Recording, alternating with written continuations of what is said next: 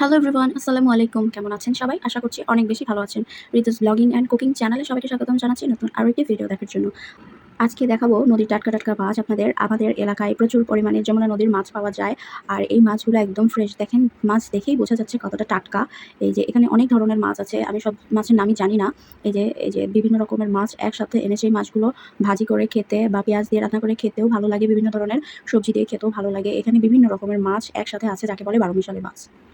দুপুরে কী দিয়ে ভাত খেয়েছি সেটাও আমি আপনাদের সাথে একটু শেয়ার করছি। এটা হচ্ছে হেলেঞ্চার শাক। হেলেঞ্চার শাকটা রান্না করা হয়েছে চিংড়ি মাছ দিয়ে। এটা হচ্ছে নদীর চিংড়ি মাছ।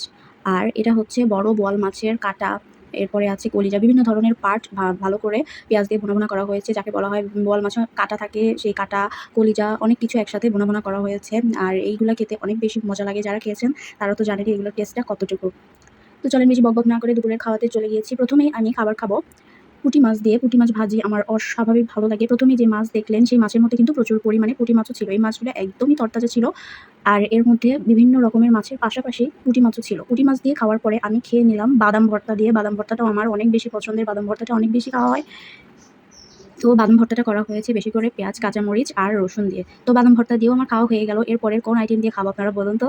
তো এরপরের যে আইটেমটা দেখাবো সেটা হচ্ছে আমাদের বাগান বাড়ি থেকে হেলেঞ্চার শাক তোলা হয়েছিল। সেই শাক দিয়ে আসলে ভাতটা খাবো। এখন এই শাকটা রান্না করা হয়েছে নদীর চিংড়ি মাছ দিয়ে। নদীর চিংড়ি মাছের দাম কিন্তু অনেক বেশি। তবে আমার কাছে চাষ করা চিংড়ি মাছ বেশি একটা ভালো লাগে না। নদীর চিংড়ি মাছটাই ভালো লাগে। স্বাভাবিক আসলে চাষ করা মাছ আমাদের কারোরই ভালো লাগবে না। নদীর মাছের টেস্টই আলাদা, তাই না? তো নদীর চিংড়ি মাছ আমার কাছে খুবই ভালো লাগে। তো চিংড়ি মাছ দিয়ে যেকোনো আইটেম রান্না করলেই আমার ভালো লাগে। এরপরে যে আইটেমটা দিয়ে খাচ্ছি সেটা হচ্ছে প্রথমেই যে মাছগুলো আপনাদের দেখালাম, অর্থাৎ যে নদীর মাছগুলো আপনাদের সাথে দেখালাম, সেই মাছের মধ্যে এক প্রকারের মাছ ছিল এই যে ১২ মিশালি মাছ, অর্থাৎ বিভিন্ন ধরনের মাছ একসাথে মিক্স করা ছিল। সেই মাছই পেঁয়াজ দিয়ে রান্না করা হয়েছে। আর এই তরকারিটা খেতে আমার এত মজা লাগে যে কি বলবো। তো ওই তরকারি দিয়ে খাওয়া হয়ে গিয়েছে। এখন খাবো হচ্ছে বোয়ালের কাটাকুটি। আমরা আমাদের অঞ্চলে এলাকায় বলে বোয়ালের কাটাকুটি, অর্থাৎ ৪-৫ কেজি ওজনের বোয়ালের যে কাটা থাকে, বড় বড় কলিজা থাকে আর অন্যান্য যে পার্ট থাকে সেগুলো আলাদা করে পেঁয়াজ দিয়ে ভুনা করা হয়। এগুলো অনেক বেশি ভালো লাগে। বোয়াল মাছের মাথা, বোয়াল মাছের কানকো, কলিজা একসাথে রান্না করা হয়। এগুলো কিন্তু ভীষণ মজা লাগে। তো এটা রান্না করা হয়েছে বেশি করে পেঁয়াজ দিয়ে। তো এই ছিল আজকের দুপুরের খাবার-দাবার। আজকের দুপুরের খাবার-দাবার ছিল অসাধারণই ছিল আজকের ভিডিও। সবাই ভালো থাকবেন। আল্লাহ হাফেজ।